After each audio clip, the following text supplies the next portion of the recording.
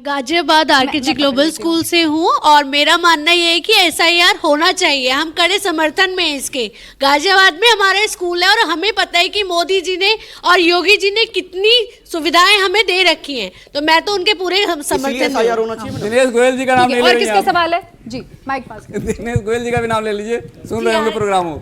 रुकिए सर, रुकिए। ये सब विरोधी पार्टियां क्यों इसका विरोध कर रही है? सवाल किससे आपका? अपोजिंग पार्टी से जी। ये सब एसआईआर विरोध विरोधी पार्टियां क्यों कर रही हैं सारा? ये जबकि रिफॉर्म है इंडिया को बेटर करने के लिए। हर हर मोदी प्रक्रिया का और किसका सवाल है? सवाल जल्दी से, इसके बाद माइक पास करिएगा। सर, अभी अखिलेश यादव एसआईआर का सपोर्ट कर रहे हैं। एक बार भी मैं सवाल ले लेती हूं। अभी अखिलेश यादव एसआईआर का सपोर्ट कर रहे हैं, पर नतीजा आने के बाद कहीं वही अनसपोर्ट तो नहीं करने लगेंगे और ईवीएम पे सवाल तो नहीं उठाएंगे ना? एसआईआर का विरोध और ईवीएम पे तो सवाल नहीं उठाएंगे वो। ठीक है, आप माइक पास कर दीजिए। ईवीएम पे हमेशा सवाल था, वो सवाल रहेगा। एसआईआर धर्मेंद्र एक सेकंड। एसआईआर होने के बावजूद भी वोट चोरी क्यों हो रही है? और अगर हो रही है तो उसको फ्री और फेयर इलेक्शंस कैसे बोल रहे हो आप लोग? ठीक है, माइक पास कर दीजिए। बहुत ही अच्छा सवाल है और देखिए युवा हैं जिन्हें आगे जाकर नेतृत्व करना है, इसीलिए सबसे पहले प्रोफेसर धर्मेंद्र, इसके बाद सर आपको भी जवाब देना है। अगर चोरी हो रही है तो कैसे रोकें, कैसे फेयर इलेक्शंस माने जाएं? प्रिया जी, एक भाई पूछ रहा था ईवीएम। देखिए, ईवीएम के बारे में दुनिया के जितने विकसित देश हैं कहीं इस्तेमाल नहीं होता है, क्योंकि इलेक्ट्रॉनिक गैजेट है, उसमें टेम्परिंग संभव है। अगर आप प्रोग्रामिंग को जानते होंगे, रोम की प्रोग्रामिंग, सॉकेट की प्रोग्रामिंग, सारी प्रोग्रामिंग में आप कुछ न कुछ चेंज कर सकते हैं। कोई रैंडमाइज एल्गोरिथम लगा करके आप कुछ चेंज कर सकते हैं, इसमें कोई डाउट नहीं। किस पे करेंगे फिर प्रोफेसर? मुझे दीजिएगा विश्वास किस पे? आप बैलेट पे विश्वास है ना? हर चीज पे आप सवाल उठाते रहेंगे। मैडम, मैं लॉजिक बता रहा हूँ आपको। मैं लॉजिक बता रहा हूँ, अगर गलत हो मुझे बताइए। ईवीएम पर आप बात भरोसे की नहीं, बात तर्क की है ना। लॉजिक की बात बता रहा हूँ, आपको लॉजिक की बात बता रहा हूँ। मुझे 10 सेकंड दीजिएगा फिर। ईवीएम के संबंध में हमारी पार्टी का स्टैंड बिल्कुल क्रिस्टल क्लियर है कि हमें उस पर विश्वास करना पड़ेगा और जिसको विश्वास नहीं है उसको टेम्पर करके दिखा दे। पूरे देश में, पूरी दुनिया से इंजीनियर बुला ले और हम अपनी नाकामी को ईवीएम पर नहीं डाल सकते। हमें मेहनत करना पड़ेगा। से आखिर आप लोगों को क्यों दिक्कत है? जो भी ये युवा सवाल उठा रहे हैं, ये बिल्कुल जायज सवाल है। हमें भी एसआईआर से कोई प्रॉब्लम नहीं होती अगर ये रेगुलर गवर्नमेंट प्रोसीजर होता, लेकिन इसको बीजेपी चुनावी मुद्दा बनाती है और इतने बड़े स्तर पे उठाती है और बाद में मिलता क्या है? केवल बिहार के अंदर 80 लाख वोट कटने के बाद केवल 78 मुस्लिम घुसपैठिया पकड़े गए। 78 उन 78 मुस्लिम घुसपैठिया की वजह से आपने उसको चुनाव का मुद्दा बनाया, जिसकी वजह से युवा की एम्प्लॉयमेंट का मुद्दा खत्म हो गया, शिक्षा का मुद्दा खत्म हो गया, महिला सुरक्षा का मुद्दा खत्म हो गया, हर इंपॉर्टेंट मुद्दा खत्म कर दिया केवल अपने चुनाव में वोट चोरी करके फायदा उठाने के लिए। हम इसके विरोधी हैं। ठीक है, ठीक है, जल्दी से इसके बाद आपको बता दूं, पहली बात तो ईवीएम का सवाल है। ईवीएम बैटरी ऑपरेटेड है, कुछ हो ही नहीं सकता, कुछ नहीं हो सकता। और फॉरेन के अंदर वो इंटरनेट से जुड़ी थी, इसलिए वहां बंद की गई। ये मैं कई बार कह चुका हूं। रही बात वोट चोरी का, ये वोट चोरी का नैरेटिव जो है विदेशों से लाके इंडिया में घुमाया जा रहा है और हमारे इलेक्शन कमीशन को और गवर्नमेंट को बदनाम करने की साजिश की जा रही है।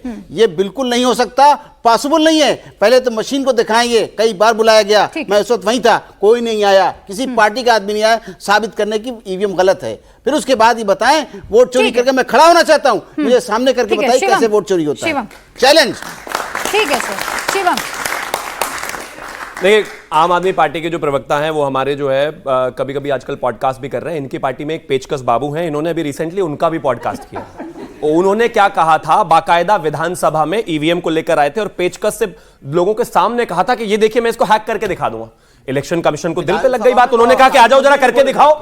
12 बार बुला चुके हैं, अभी तक एक बार नहीं पहुंचे। वो पेचकस बाबू घर में ही पेचकस चला रहे हैं। ये इन पर पैर। अब दूसरा एक और सुनो प्लीज, एक और।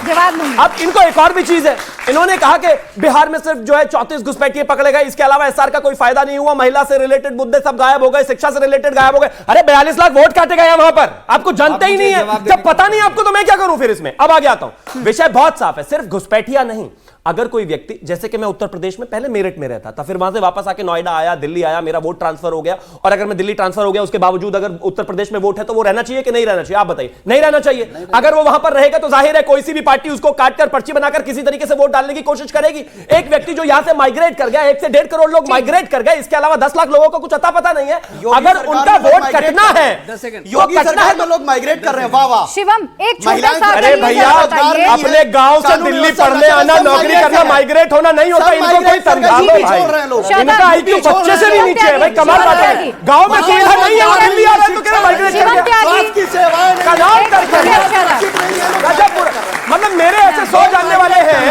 मेरिट में पढ़ते थे और उसके बाद वो चले गए अलग अलग राज्यों में, क्योंकि नौकरी में बेहतर अपॉर्चुनिटी उनको वहां मिली। मैं भी तो आ गया। यूपी में नहीं है, यूपी में नहीं है अपॉर्चुनिटी, वो दिल्ली में है, महाराष्ट्र में। आप ये बोलना चाह रहे हैं कि यूपी में महिला। अच्छा एक चीज बताइए, एक चीज देखिए, आप मेरठ से आए हैं, फिर नोएडा में डिबेट क्यों करने आए, मेरठ से क्यों नहीं करनी?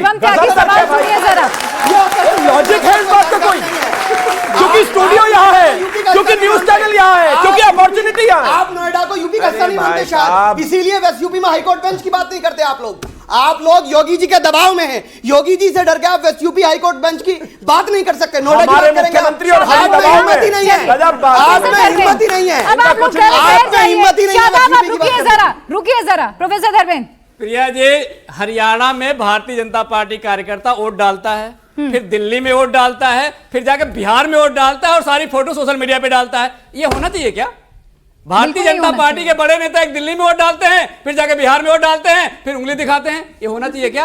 अरे ये लोग चोर हैं, इसीलिए रास्ते बनाते हैं। हमारी आपत्ति इस बात से है, अगर आप फ्री और फेयर करवाना है तो क्यों नहीं करवाते? कौन मना कर रहा है? SIR से तो आप खुश है ना?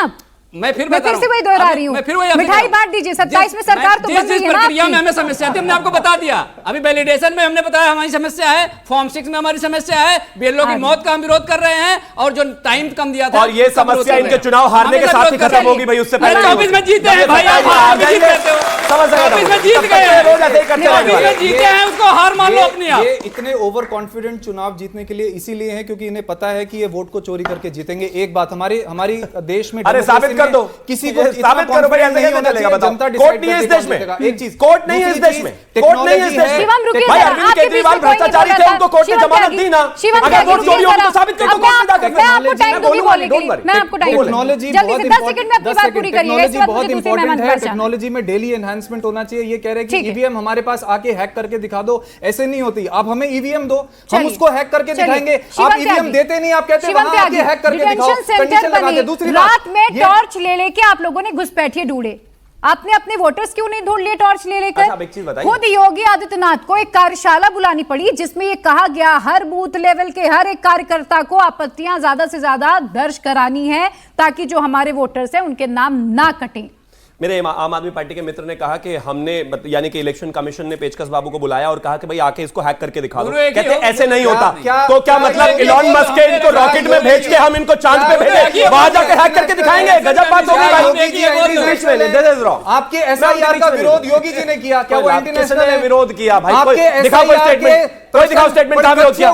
दिखाओ स्टेटमेंट कहां विरोध किया? योगी जी ने दिखाओ स्टेटमेंट कहां है? अरे दिखाओ ना, योगी जी ने कहा मैं मान लूंगा, बताइए कहां है? दिखाइए स्टेटमेंट कहां है? दिखाइए स्टेटमेंट कहां है? स्टेटमेंट दिखाइए कहां है? आप सब ये हर जगह झूठ बोल के निकल जाते हैं। योगी जी ने SIR को अमित शाह जी योगी जी को हटाना चाहते हैं, ये जल्दी कौन से, नहीं मेरे पास जानता? समय नहीं है, 10 सेकंड में अपनी बात पूरी बिहार में करिए। आप जीतना चाहते हो 10 वहां सेकंड में। SIR कराते हो, इनको- यहाँ से योगी जी इनको- को हटाना चाहते हो तो हिंदुओं के वोट जल्दी कटवा से। रहे हो। इनको दिल्ली के इनको अंदर बेचारों को आप- अपने दिल्ली के नेता अंदर घोटाले आप करके हिंदू जेल के चले जाते हैं, उसका पता नहीं रहता। मेरी पार्टी में क्या चल रहा है ये इनको सब बराबर पता है। वहां पे कोई लाभ नहीं है, लगातार बोल रहे चिल्ला रहे, मैं बोलने से कोई बेहतर नहीं। SIR is nothing else but to steal votes. ये अच्छा। पूरा देश जानता है, दिस इज प्रूवन। अच्छा। अगर आप नहीं प्रूव कर सकते तो बताओ, मैं गलत चलिए।